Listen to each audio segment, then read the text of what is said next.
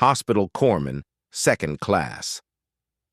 Sarah Chen had heard the whispers before she even stepped off the transport helicopter. The SEALs clustered near their gear didn't bother lowering their voices as she approached the forward operating base in the mountains of Afghanistan. "Great! Another medic who'll probably freeze up the first time bullets start flying," muttered a bearded operator adjusting his plate carrier. "At least she's not some fresh-faced kid straight out of Corps school," another replied, glancing at Chen's weathered uniform and the confident way she carried her medical pack. Chen had been in the Navy for 8 years, longer than some of these operators had been in the service. She'd seen combat in Iraq, treated Marines under fire in Fallujah, and saved more lives than she cared to count. But to these elite warriors, she was just another corpsman getting attached to their unit for a mission that promised to be anything but routine. The base commander, Lieutenant Colonel Martinez, briefed the team in a dusty plywood building that served as the Tactical Operations Center. Maps covered every wall, marked with red pins indicating enemy positions throughout the valley below. The mission was straightforward on paper but complex in execution. Infiltrate a Taliban compound where 3 American contractors were being held hostage, extract them alive, and neutralize the high-value targets responsible for coordinating attacks on supply convoys. "The compound sits on a plateau about 3 clicks from here," Martinez explained, pointing to aerial photographs spread across a folding table. "Intelligence indicates approximately 20 fighters, maybe more. They've got good sight lines in all directions, and at least 2 heavy machine gun positions." Chen studied the photos while the SEAL team leader, Lieutenant Commander Jake Morrison, asked tactical questions about approach routes and extraction points. Morrison was exactly what Hollywood would cast as a Navy SEAL. Tall, broad-shouldered, with sharp blue eyes that missed nothing. His reputation preceded him. 3 combat deployments, 2 Bronze Stars, and a Silver Star earned during a firefight in Iraq, where his team held off an entire company of insurgents. "Corpsman Chen will be staying with the Overwatch position," Morrison announced, not looking in her direction. "Rodriguez and Taylor will establish a sniper nest on the ridge while she provides medical support from a secure location." Chen felt her jaw tighten. She'd been through advanced combat training, had more trigger time than half the Marines she'd served with, and had proven herself under fire more times than she could remember. But once again, she was being sidelined because of assumptions about what a medic could or couldn't handle. After the briefing, Chen was checking her medical supplies when Morrison approached. Up close, she could see the weight of command in his eyes, the burden of keeping his men alive in situations where split-second decisions meant the difference between coming home or not. "I know what you're thinking," he said quietly, glancing around to make sure they weren't overheard. "You think I'm keeping you back because you're a corpsman, or maybe because you're a woman?" Chen met his gaze steadily. "Are you?" Morrison was quiet for a long moment. "I'm keeping you back because my job is to bring everyone home alive, and that means putting people where they can do the most good. Your job is to patch up my guys if things go sideways, not to be another trigger puller." "With respect, sir, I can do both." Chen's voice was calm but firm. "I've been doing both for 8 years. "Maybe so." Morrison shouldered his rifle and adjusted his gear. "But tomorrow isn't about proving anything. It's about getting those hostages out and keeping my team breathing. Stay with the Overwatch, that's an order." That evening, Chen sat outside her temporary quarters, cleaning her M4 rifle, a ritual she'd performed thousands of times. The weapon was older than some of the SEALs she'd be supporting, but she'd maintained it meticulously and could field strip it blindfolded. More importantly, she could shoot it accurately out to 400 meters. Something she'd proven repeatedly on the range but had never been given the chance to demonstrate in the field. Sergeant Rodriguez, one of the SEAL snipers, wandered over and sat down beside her. Unlike the others, he didn't seem to carry the same assumptions about her capabilities. "Heard you were with 2nd Marine Division in Fallujah," he said, watching her work. "2 tours," Chen replied, not looking up from her rifle. Ramadi, too. That was some heavy fighting. Lost a lot of good people there. Rodriguez was quiet for a moment. Morrison's not trying to insult you, you know. He's just careful about his people. Chen nodded. She understood the dynamic, even if she didn't like it.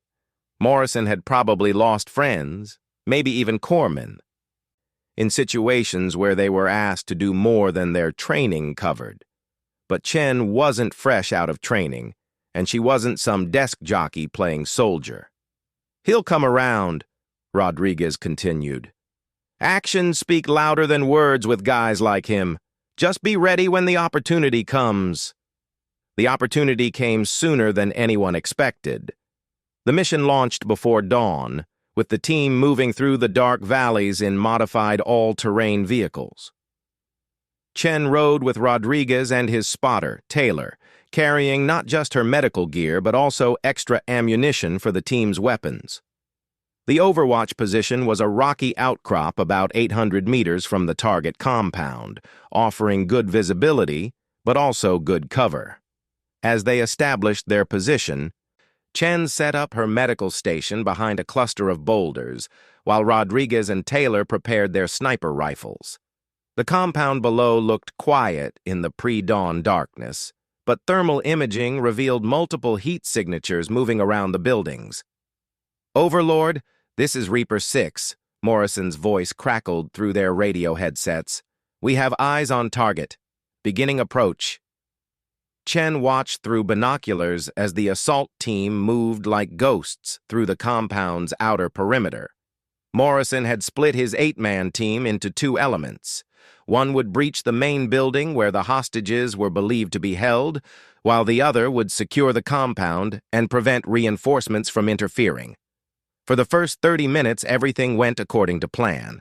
The team eliminated the outer sentries silently, advanced to their positions, and prepared for the simultaneous breach.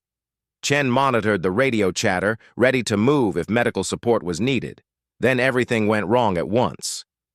Contact! Multiple contacts! Morrison's voice cut through the static. We've got at least 30 fighters, not 20. They were waiting for us.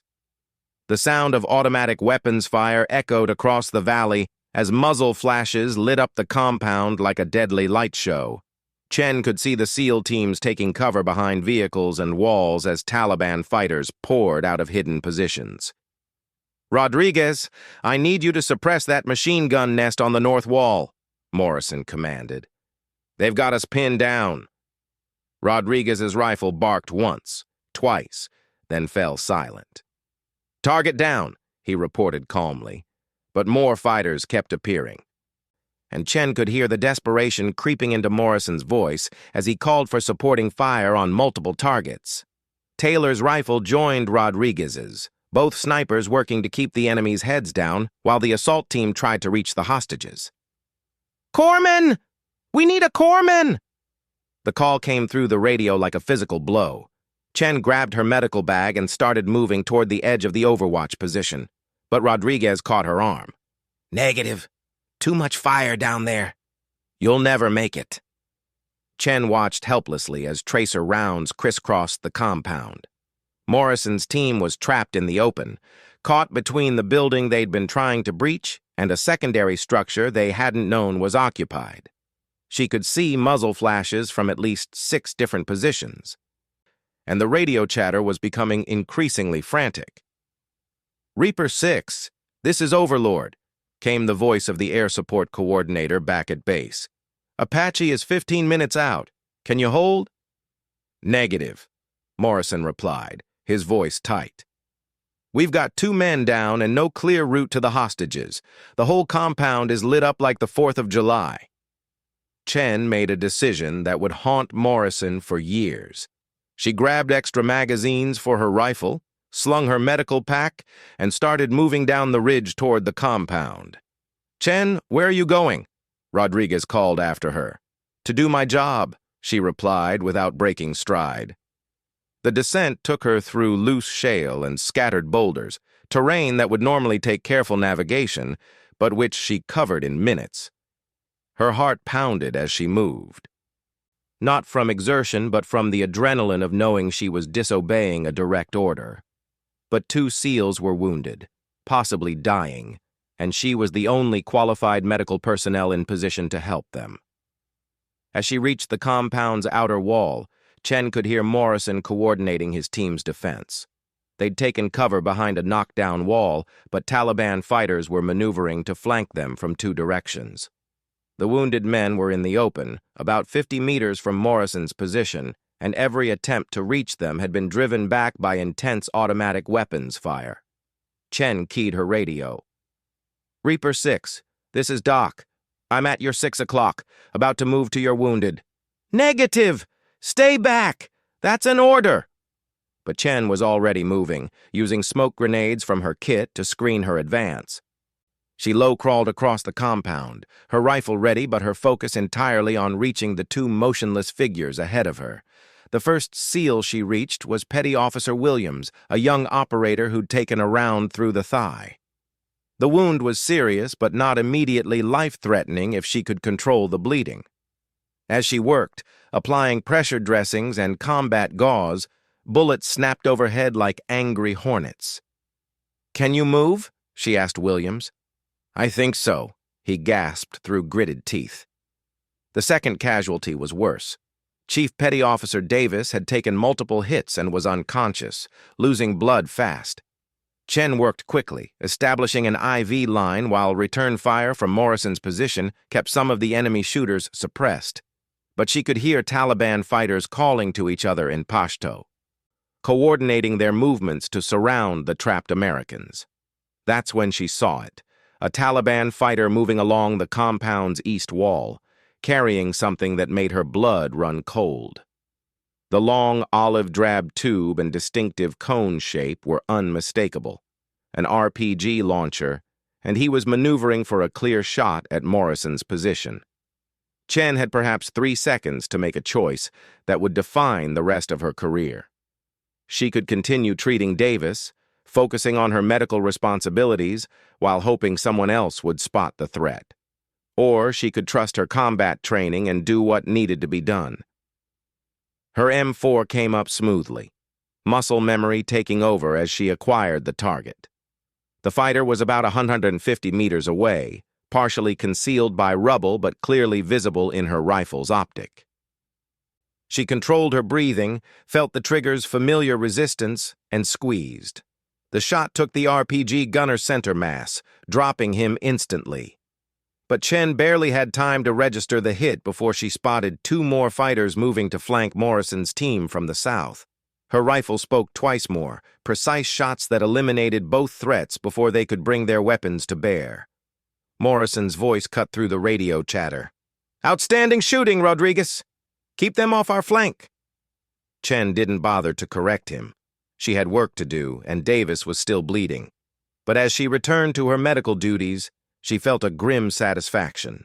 This was what she'd been trained for, what she'd been asking for the chance to prove. She wasn't just a medic. She was a United States Navy Hospital corpsman. And that meant she was a warrior and a healer, capable of being both when the situation demanded it. The firefight was far from over, and the most dangerous moments still lay ahead. But Sarah Chen had taken the first step toward earning something more valuable than recognition or respect.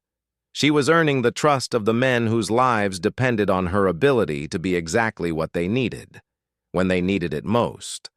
In the distance, she could hear the distinctive sound of Apache helicopters approaching, their rotors beating a steady rhythm that promised salvation. But first, they all had to survive the next 15 minutes, and Chen was determined to make sure everyone made it home alive. The Apache gunships arrived like metallic angels of death, their 30mm chain guns chattering as they engaged Taliban positions around the compound. Chen kept her head down, continuing to work on Chief Davis while the helicopter's devastating firepower turned the tide of the battle. Within minutes, the surviving enemy fighters were either dead or fleeing into the surrounding hills. "All stations, this is Reaper 6. Morrison's voice carried obvious relief. "Compound is secure. Begin casualty evacuation procedures." Chen had stabilized Davis enough for transport, but he needed immediate surgical intervention that only a field hospital could provide. Williams was mobile, though he'd be walking with a limp for weeks. As the dust settled and Morrison's team began securing the area, Chen finally allowed herself to breathe. "Doc!" Morrison appeared beside her, his face streaked with dirt and cordite residue. "How are they?" "Davis needs a surgeon within the hour," Chen reported without looking up from her patient. "Williams can walk, but that leg wound needs proper cleaning and antibiotics. Both of them are going home." Morrison nodded grimly. The mission had cost them 2 wounded, but it could have been much worse. Outstanding work getting to them under fire. That took guts. Chen met his eyes briefly. "Just doing my job, sir." What she didn't mention was that she'd done far more than her job description required. The 3 Taliban fighters she'd eliminated had been moving to positions where they could have devastated Morrison's team. But Rodriguez and Taylor were getting credit for the precision shooting, and Chen saw no point in correcting the assumption. The hostage rescue had been partially successful. They'd found 2 of the 3 American contractors alive, though one had been badly beaten and needed medical attention. The 3rd had been executed days earlier, his body found in a shallow grave behind the main building. It was a bitter victory, but victory nonetheless. As the team prepared for extraction, Chen overheard Morrison talking to Rodriguez about the shooting during the firefight. "That was some of the best precision fire I've ever seen," Morrison was saying. 3 targets, 3 kills, all while under contact. Outstanding work. Rodriguez looked uncomfortable. "Actually, sir, that wasn't me. Taylor and I were engaging targets on the north wall when those flanking shots were taken." Morrison's expression grew puzzled.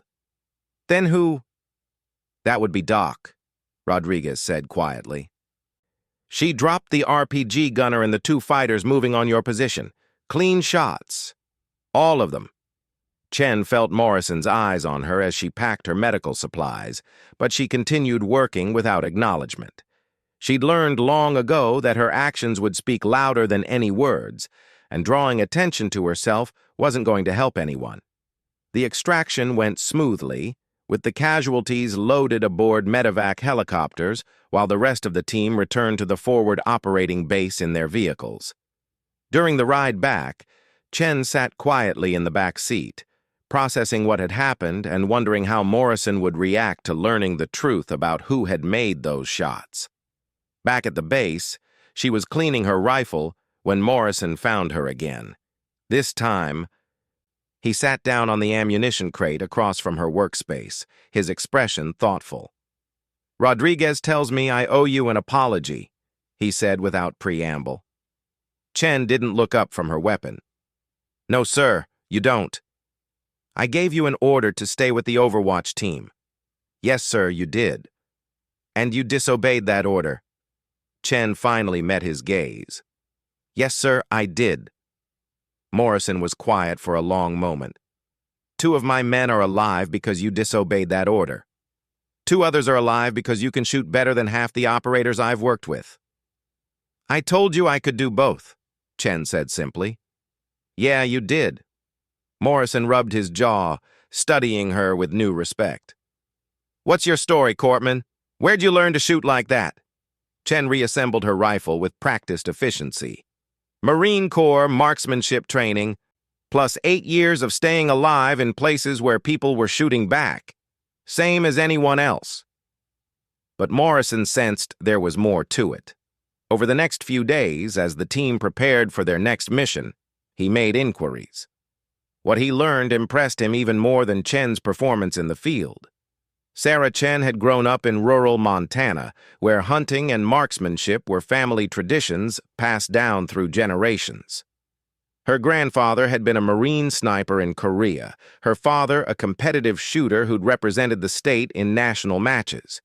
She'd been shooting since she was 8 years old, had won junior championships in high school, and had briefly considered trying out for the Marine Corps shooting team before deciding she wanted to save lives rather than take them.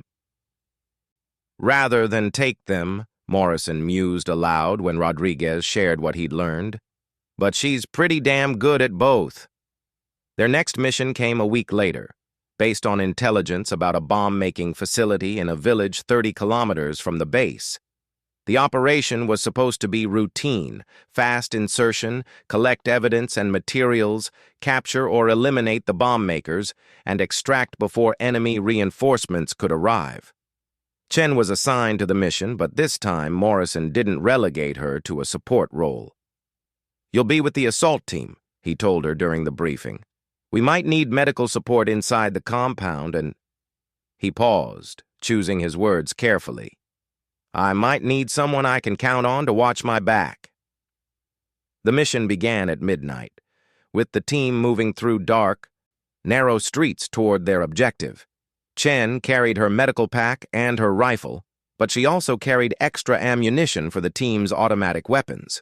Morrison had begun to understand that having a medic who could fight was better than having a fighter who couldn't provide medical care.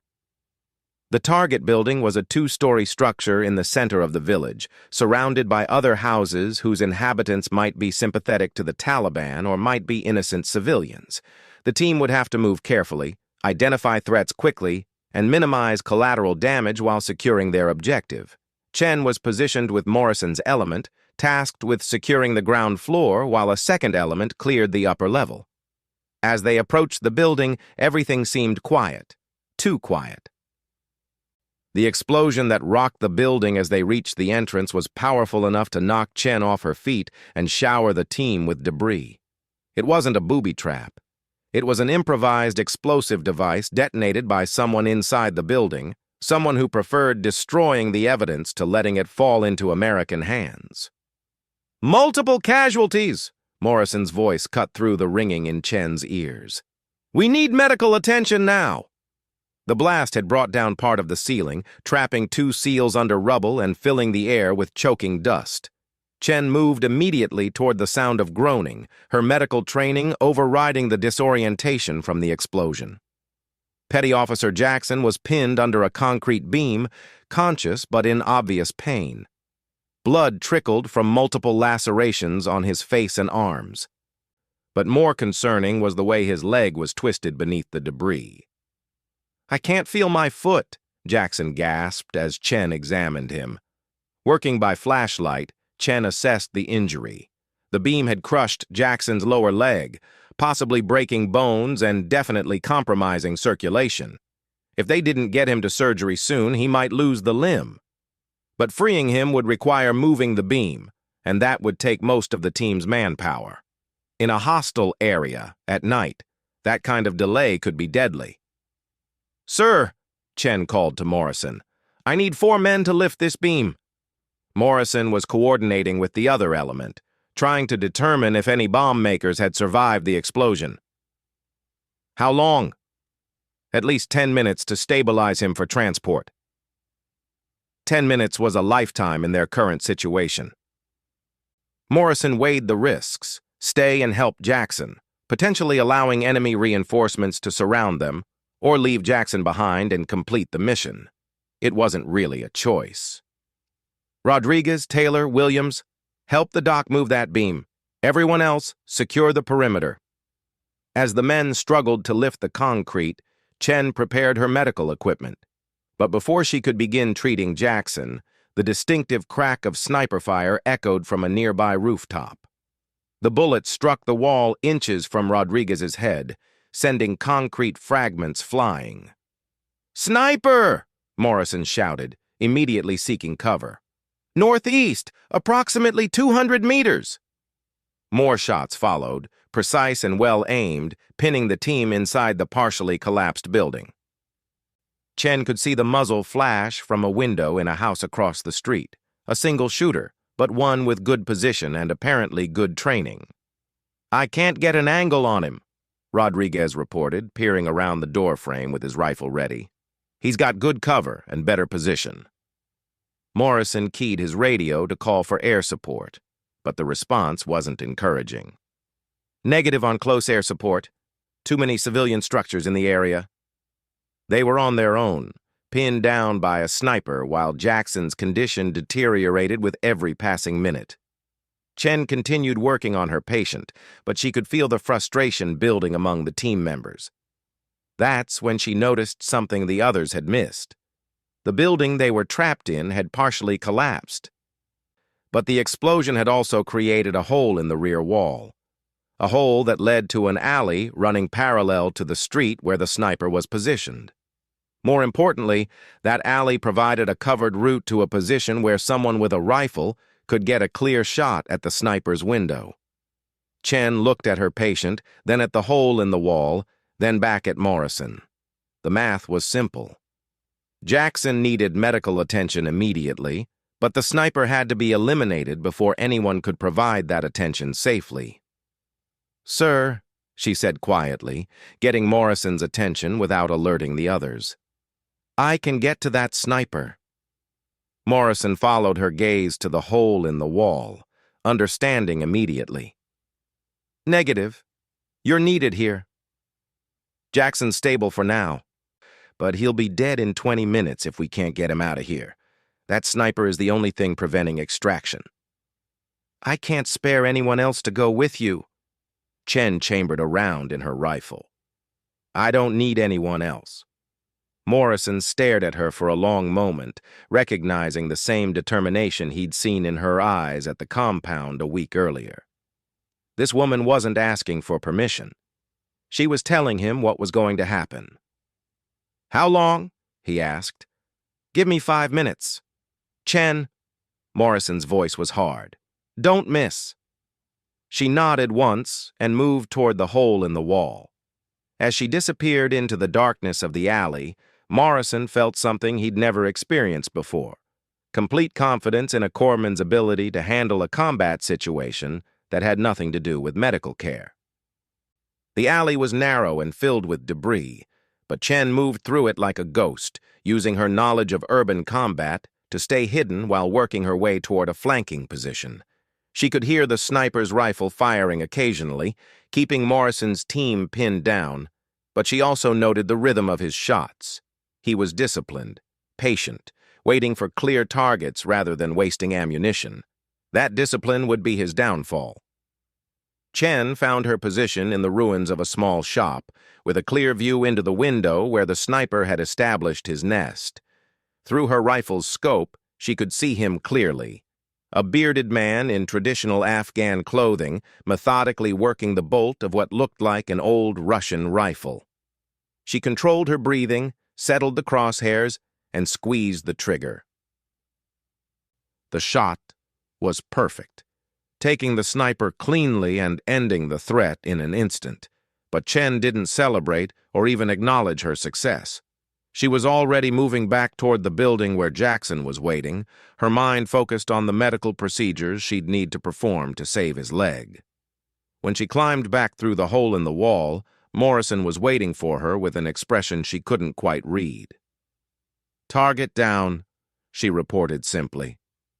Morrison nodded slowly. "Outstanding work, Corpman." As the team worked together to extract Jackson and complete their mission, Chen reflected on how much had changed in the past week. Morrison was no longer treating her as just another medic who needed to be kept safely in the rear. She'd proven herself capable of handling whatever the mission required, whether that meant saving lives or taking them. But she also sensed that Morrison was struggling with something deeper than simple professional respect. He was beginning to trust her judgment, to rely on her in ways that went beyond her medical training. That kind of trust was rare in the special operations community, earned through actions rather than words, and Chen understood that she was being evaluated for something more than just her current role. The extraction went smoothly, with Jackson evacuated to a field hospital where surgeons would ultimately save his leg. The bomb-making facility had been destroyed, along with enough evidence to identify and track down other cells in the network. Another mission accomplished, another step forward in the endless war. But as Chen cleaned her rifle that night, she couldn't shake the feeling that Morrison was planning something. The way he'd looked at her after she'd taken out the sniper, the questions he'd been asking about her background and training. It all suggested that her role in the team was about to change in ways she couldn't yet imagine. She was right, but the change would come sooner and more dramatically than either of them expected, during a mission that would test not just her skills, but her willingness to accept responsibility for the lives of every man in Morrison's unit. The war was about to ask Sarah Chen to be more than just a medic who could fight. It was about to ask her to be a warrior who could save lives even when that meant making the hardest choices a soldier could face. The mission that would change everything came on a gray morning 2 weeks after the bomb factory raid. Intelligence had identified a high-value target moving through a remote valley, a Taliban commander responsible for coordinating attacks against NATO forces throughout the region. The catch was timing.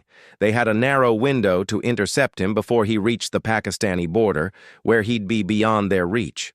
Morrison's team would establish an ambush position on a ridge overlooking the valley's main road. The plan was straightforward. Wait for the target convoy, disable the vehicles with precise fire, capture or kill the commander, and extract before enemy reinforcements could respond. Chen noticed Morrison studying her during the mission briefing, his expression thoughtful. When he assigned positions, she expected to be placed with the medical support element as usual. Instead, he surprised everyone in the room. "Corpsman Chen will be with me on the primary overwatch position," Morrison announced. "She'll provide medical support, but she'll also be responsible for rear security and target identification." It was the closest thing to a combat assignment she'd ever received, and Chen could see the other team members processing this change. Rodriguez nodded approvingly, but some of the newer operators looked skeptical. A medic in the primary position? What was Morrison thinking? Chen understood what Morrison was really doing. He was testing her, giving her an opportunity to demonstrate her capabilities in a controlled environment. But she also sensed there was more to it. Morrison had something in mind that he wasn't sharing with the rest of the team. The ridge position was perfect for an ambush. Elevated terrain with clear sight lines down the valley, multiple covered positions for the team, and several escape routes if things went wrong. Morrison's element would be positioned at the highest point, with the team's most powerful weapon, a Barrett .50 caliber sniper rifle that Morrison had carried on dozens of missions. The Barrett was Morrison's personal weapon, custom-tuned and fitted with optics that had cost more than most people's cars. He'd made shots with it that had become legendary in the special operations community, including a 2,400-meter elimination of an insurgent leader in Iraq. For Morrison to even allow someone else to touch the weapon was significant. For him to consider letting someone else fire it was unprecedented. As they established their position, Morrison began discussing fields of fire and target priorities. But Chen noticed he was also explaining the Barrett's operation in detail, how to adjust the scope, how to compensate for wind and elevation, how to manage the rifle's substantial recoil. "Just in case," he said when she gave him a questioning look. "In case of what?" Morrison was quiet for a moment, scanning the valley below through binoculars. "In case I'm not able to take the shot when it matters." Chen felt a chill that had nothing to do with the mountain air. Morrison was preparing her to use his rifle, which meant he was anticipating a situation where he might be wounded, unconscious, or dead. It was the kind of contingency planning that kept special operations teams alive, but it also meant Morrison trusted her skills enough to potentially hand her the most important weapon in their arsenal. The wait began at dawn, with the teams settling into positions along the ridge, while Morrison and Chen maintained watch over the most likely approach route. Hours passed with nothing but radio check-ins and the occasional vehicle that clearly wasn't their target. Then, at 13:47 hours, everything changed. "Movement in the valley," Rodriguez reported from his position. 3 vehicles, moving slow, scanning the area. Through binoculars, Chen could see the convoy. 2 pickup trucks sandwiching a newer SUV with tinted windows. The lead truck had a heavy machine gun mounted in its bed, and she could see armed men in traditional Afghan clothing riding in all 3 vehicles. That's our target, Morrison confirmed, studying the convoy through his rifle scope. The commander should be in the middle vehicle. But as the convoy approached the kill zone, Chen noticed something that made her stomach tighten. A fourth vehicle was following about half a kilometer behind the others. Another pickup truck, but this one was clearly providing rear security. "Sir," she said quietly, "we've got a tail vehicle." Morrison adjusted his scope to look at the trailing truck. Damn, intelligence didn't mention a security element. The situation was becoming more complicated. The plan called for simultaneous engagement of all vehicles to prevent anyone from escaping or calling for reinforcements. But with the security truck trailing behind, timing would be critical. Morrison keyed his radio. "All stations, be advised we have 4 vehicles, not 3. Adjust fire accordingly." But before anyone could respond, the lead truck suddenly stopped. The gunner in the back began scanning the ridgeline with binoculars, clearly suspicious about something he'd seen or sensed. "We're blown," Morrison said grimly. "They know we're here." What happened next tested every aspect of Chen's training and Morrison's trust in her judgment. The convoy began to scatter, with vehicles racing in different directions, while the machine gunner in the lead truck opened fire on their position. Heavy bullets cracked overhead, forcing Morrison and Chen to take cover behind their rocky shelter.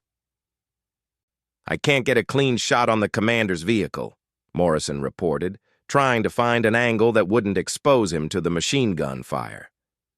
"Rodriguez, can you suppress that gunner?" "Negative," came the reply. "He's got good cover and elevation on us." Chen watched the tactical situation develop with growing concern. The commander's SUV was accelerating toward a narrow pass that would take it out of their line of sight.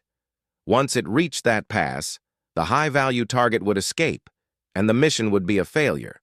But the machine gunner was preventing anyone from taking the shots needed to stop the convoy.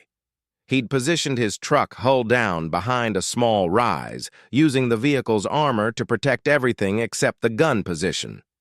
It was good tactical thinking, but it also meant he was vulnerable to precision fire from someone with the right weapon and the right angle. Morrison seemed to reach the same conclusion.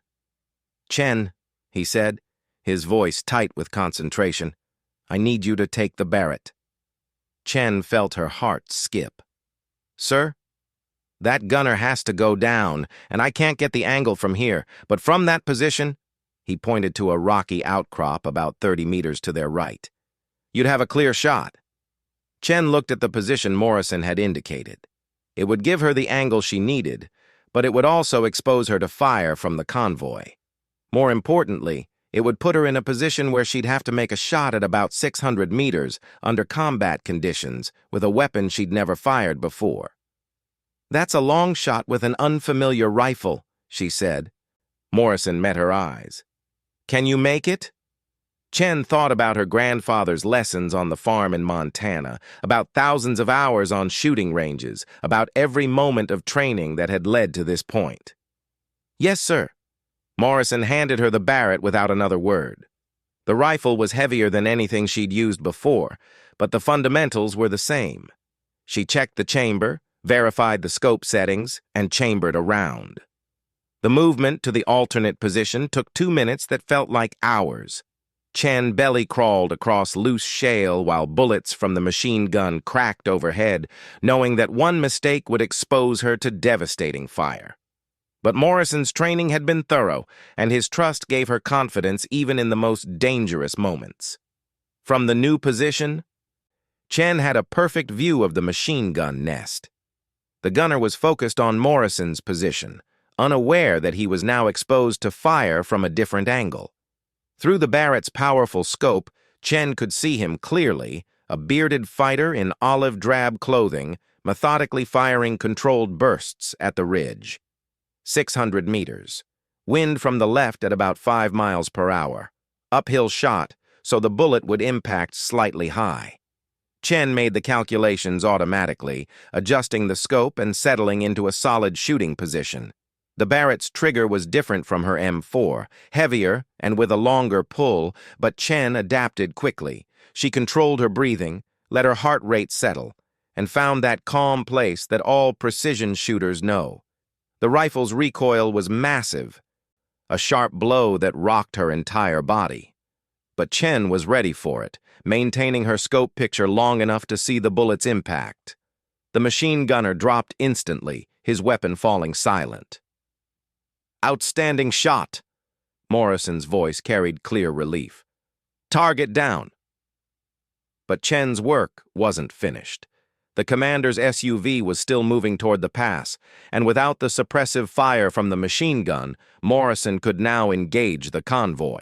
But the fleeing vehicle was moving fast, weaving between rocks and obstacles that made it a challenging target, even for someone with Morrison's skills. "I'm losing the angle on the commander," Morrison reported. "He's going to make the pass." Chen shifted her position, tracking the SUV through the Barrett's scope. At 700 meters and increasing, it would be one of the longest shots she'd ever attempted. But the alternative was letting a terrorist leader escape to continue planning attacks against American forces. She settled the crosshairs ahead of the vehicle, leading it like a hunter tracking a running deer. The SUV was bouncing over rough ground, making precise aim difficult, but Chen had learned to shoot moving targets during her years with the Marines. The Barrett spoke again, its thunderous report echoing across the valley. Through her scope, Chen watched the vehicle's front tire explode in a cloud of rubber and debris. The SUV lurched to one side, lost control, and rolled twice before coming to rest against a boulder. "Direct hit," Morrison confirmed, already moving to engage the other vehicles. "Commander is down." The rest of the engagement went smoothly. With their leader's vehicle disabled and their machine guns silenced, the remaining fighters either surrendered or were quickly eliminated. The mission was a complete success.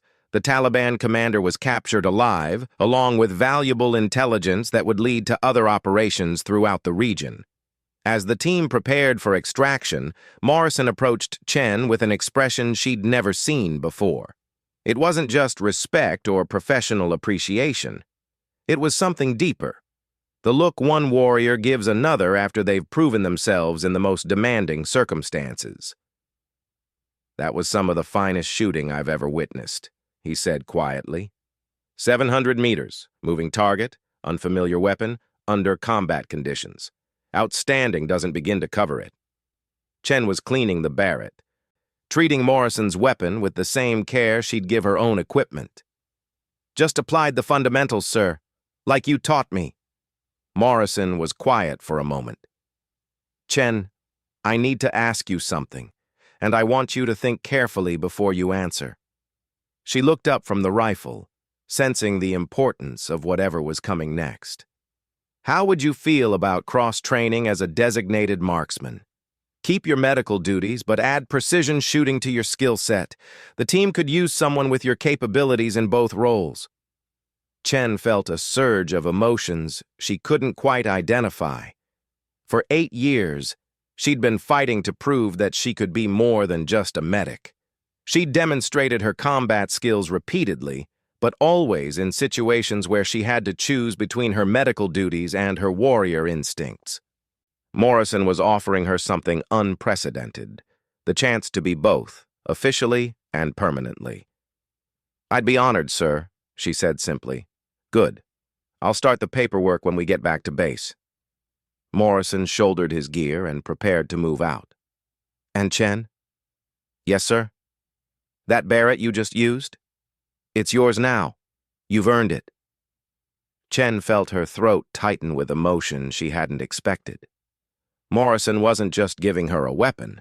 He was giving her recognition, acceptance, and trust that went beyond anything she'd ever imagined. 6 months later, Hospital Corpsman Second Class Sarah Chen became the first Navy medic officially qualified as a designated marksman with a SEAL team. Her medical skills had saved dozens of lives during her deployment, but her precision shooting had eliminated threats that could have killed hundreds of American service members. The whispers followed her to her new assignment, but they'd changed. Instead of questioning her qualifications, other operators wanted to know about her techniques, her equipment, her training methods. She'd become something unique in the special operations community, a warrior healer whose reputation was built on her ability to save lives and take them with equal skill.